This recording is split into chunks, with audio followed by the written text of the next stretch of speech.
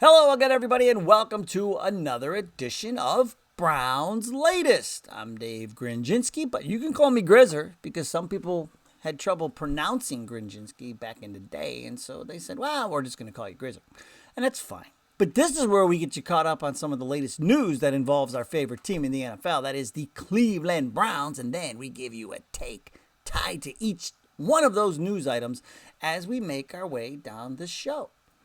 Thank you to everyone who has liked our previous episodes, hoping this one makes the list.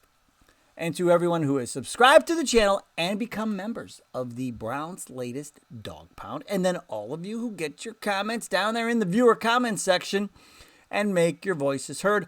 Really appreciate that. Thank you so much. Now, coming up on today's show, the Browns have a choice to make when it comes to running back one. But I've already decided who running back one should be.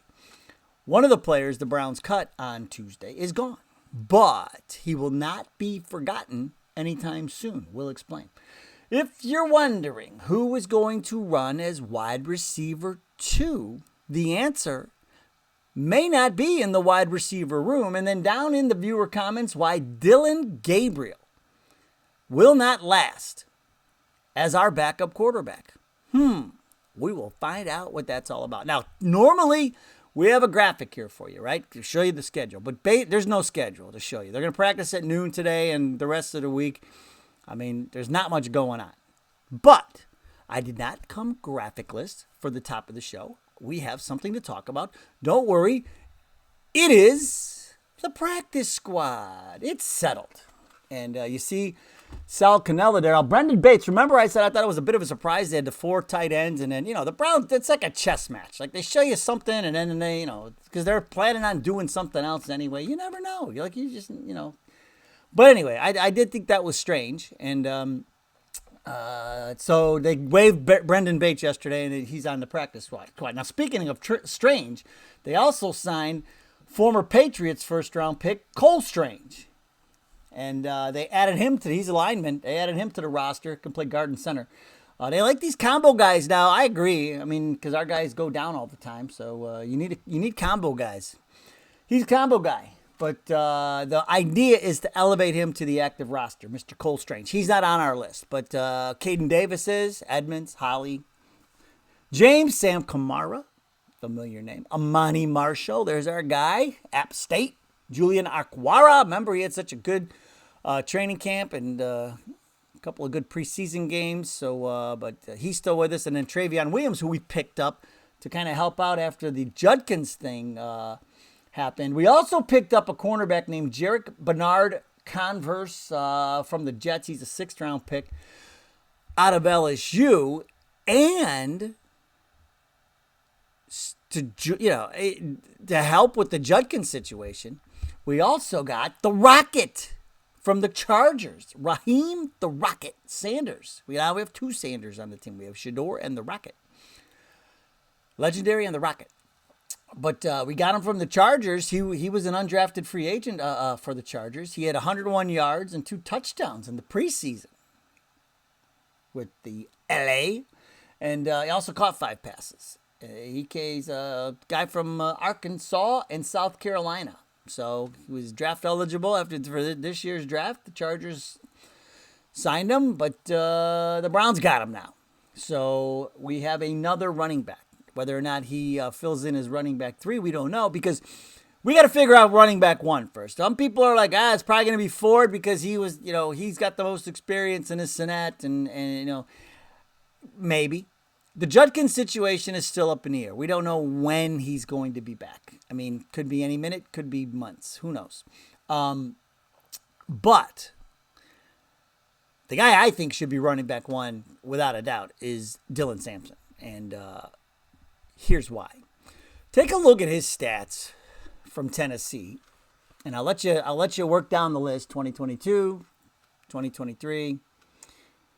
But look at 2024. I mean, he improved that 22 touchdowns. So he's tied for 4th in the FBS and broke a 95-year-old school record with those 22 rushing touchdowns. Tennessee, SEC.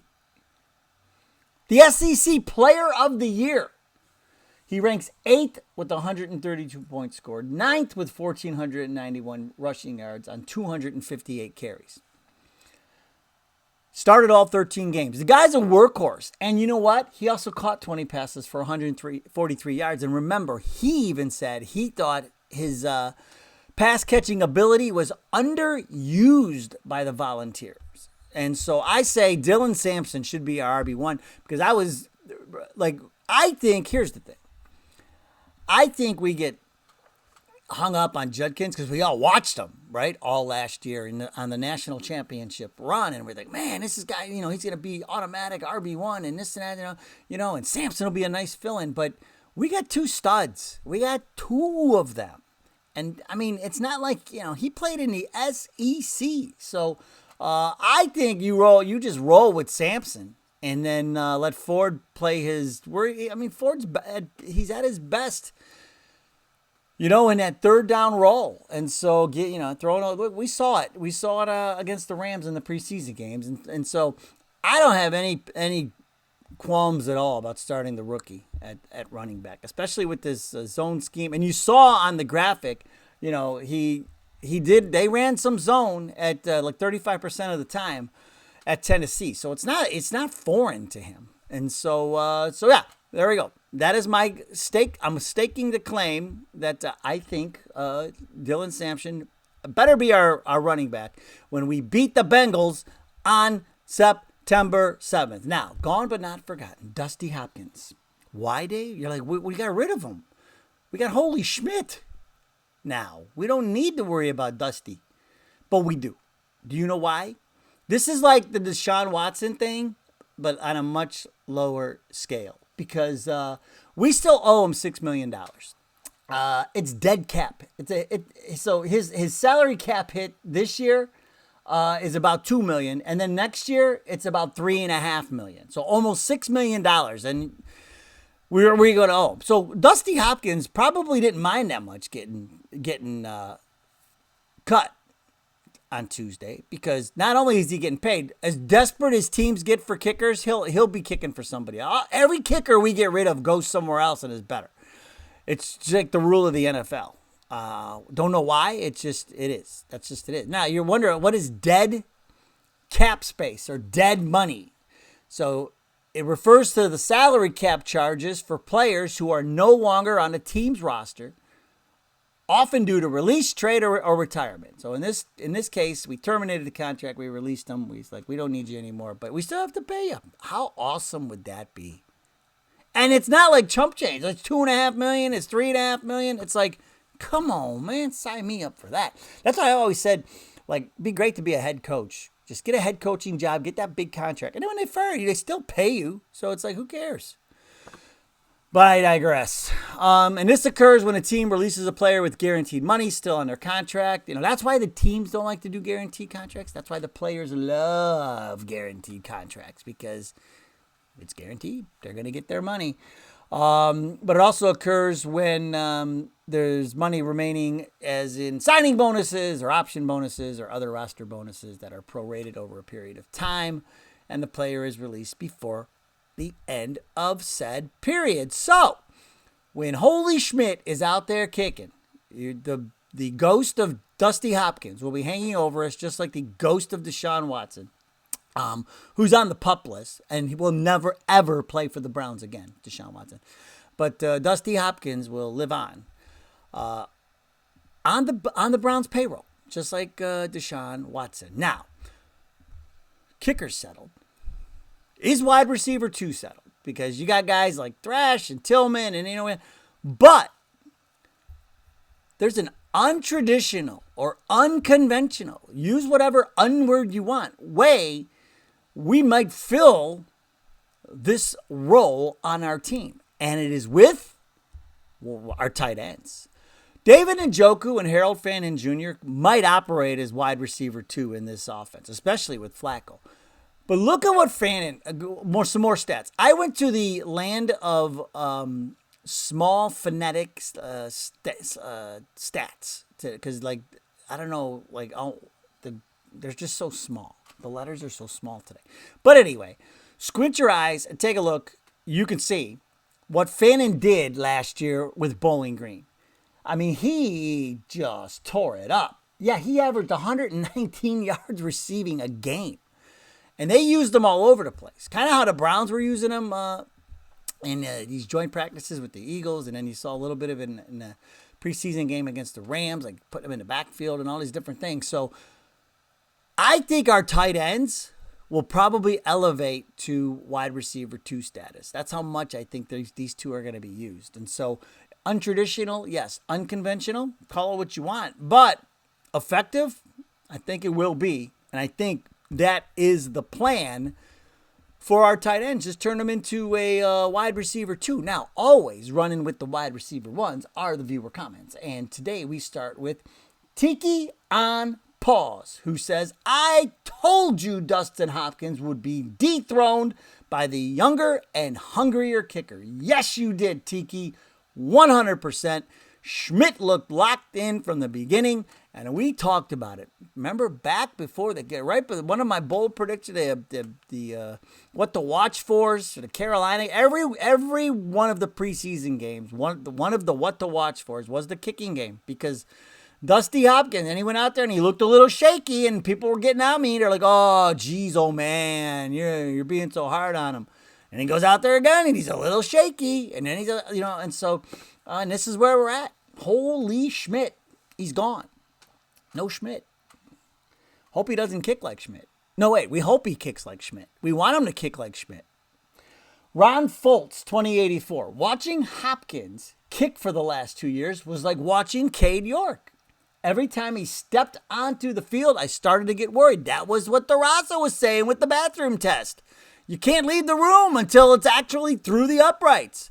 You can't go until it goes through the upright, right? That's what DeRosa was saying, man. That's the bathroom test. That's how he judges the reliability of his kickers. I mean, sounds logical to me. Big Dog, 5160. Dylan Gabriel is not going to last as our quarterback, too. The job is going to go to Sanders. Dylan is not going to ever have the pocket. He's not going to be able to throw the ball. All that little bang, bing, bang that was the preseason, it's out the window. Now, this is for the real action, says Big Dog. And you know what? I am still, that's going to be the interesting thing to watch if and when he gets in there. The bottom line is this. You don't want him in there. You want Flacco. Hopefully Flacco's rolling. Especially, these first 6 games. Because we got 3 division games. I'd like to win all 3 of those. Baltimore's going to be tough. Flacco will be motivated. But that's what I'm really going to be watching for. These over-the-middle passes, man. Because it's an issue. It's an issue. And it's all going to play out. Shedeur just got to let the game come to him. Right? Sometimes you got to let the game come to you. And that's where he's at.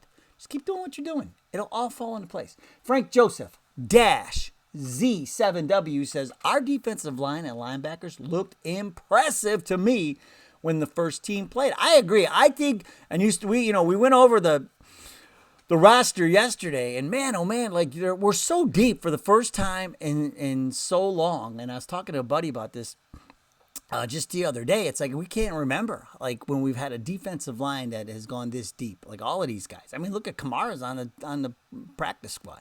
So it's going to be fun to watch. I mean, I think that's going to help the secondary when you got that big push up front and the quarterback. You get them. You put them on skates, that helps your cornerbacks, gives them a little more time to react. So I think this whole defense is going to carry us early on, and a foot of Schmidt. No, it really is. It's gonna be defense first, at least for a little while, and if Flacco will get it going, don't worry. Well, against the Bengals, we're gonna hang 45 on them because their defense is terrible. So, but then after that, might get we'll have some closer games. And we'll end on Just a Girl 007, who says, okay, I had to resubscribe. I wasn't aware that you unsubscribed, but I'm glad you're back. This is the only Browns page that I could really tolerate for short, quick news. Well, thank you very much. I really appreciate that. Yeah, that's what I try to do. Actual, factual, quick. I started it. Remember we were 10-minute takes back in the beginning? Because, well, I did say, I kind of joked. I said, because 10 minutes sometimes is all you can take when you're talking about the Browns. But not even, I don't say that. Because, we always try to get it, 15 minutes-ish. It depends what's going on. Sometimes there's a lot going on. But Just a Girl, I appreciate it. Thank you so much. I hope that you stay subscribed for the rest of, as long as we're on the air. Which is hopefully like 10 years. Hopefully I'll be retired and doing this show. And we'll all be together at the retirement home watching. All right. That's going to do it for today's show. All right. One more practice and they're all. And then it's game week, fellas. It's game week already. We're heading right in. Full speed ahead. Go Browns! We'll see you next time.